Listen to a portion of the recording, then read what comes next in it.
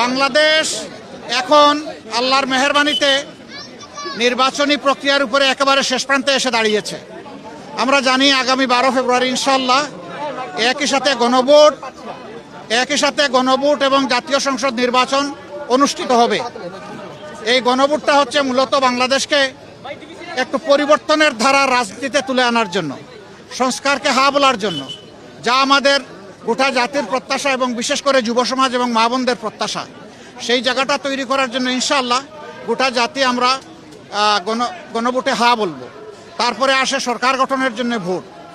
এই ভোটটা আমরা এবার জনগণের কাছে এই দাবি নিয়ে এসেছি যে আমাদের প্রিয় দেশকে দুর্নীতি দুঃশাসন মুক্ত করার জন্য, বিভিন্ন ধরনের অনিয়ম এবং অর্থনৈতিক যে পঙ্গুত্ব সৃষ্টি হয়েছে সেইটা থেকে বের করে আনার জন্য আমরা ইনশাআল্লাহ এবার এমন একটা জায়গায় ভোট দিব, যে জায়গায় ভোট দিলে এদেশের 18 কোটি মানুষ দুটা জিনিস মিনিমাম পাবে। একটা হচ্ছে শান্তি আর একটা নিরাপত্তা। একটা সমাজের এগিয়ে যাওয়ার জন্য শান্তি এবং নিরাপত্তার কোনো বিকল্প নাই। আমাদের 3 নম্বর আহ্বান হচ্ছে গোটা জাতিকে আমরা আর বিভক্ত দেখতে চাই না, আমরা একটা ঐক্যবদ্ধ জাতি চাই।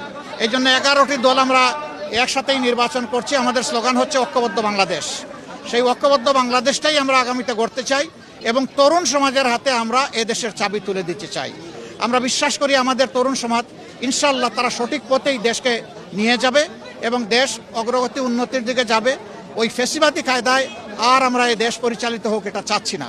আমরা যেখানেই গিয়েছি আলহামদুলিল্লাহ মানুষের সীমাহীন ভালোবাসা আমরা অনুভব করেছি এবং চতুর্দিকে এখন একটা বাঁধভাঙা জোয়ার শুরু হয়েছে, সেটি হচ্ছে পরিবর্তনের পক্ষে। আর পুরানা ধারার ওই রাজনীতিটা জনগণ আর মোটেই চাচ্ছে না। জনগণ চাচ্ছে নতুন ধারার একটা রাজনীতি শুরু হোক, যেটা হবে ইতিবাচক, যেটা হবে জনগণের শাসন, যেটা কোনো দল অথবা কোনো ব্যক্তিতান্ত্রিক বা পরিবারতান্ত্রিক কোনো শাসন হবে না। আমাদের অঙ্গীকার একেবারেই স্পষ্ট, জামাতে ইসলামী কোনো দলীয় সরকার গঠন করবে না। আল্লাহ যদি আমাদেরকে সুযোগ দেন তাহলে আমরা ইনশাআল্লাহ ঐক্যবদ্ধ সরকার গঠন করব এবং সেই সরকার হবে জনগণের সেবক। এই সরকার জনগণের মালিক হবে না। আমরা সেবা দিতে পারলেই আমাদের রাজনীতি সফল হবে ইনশাআল্লাহ।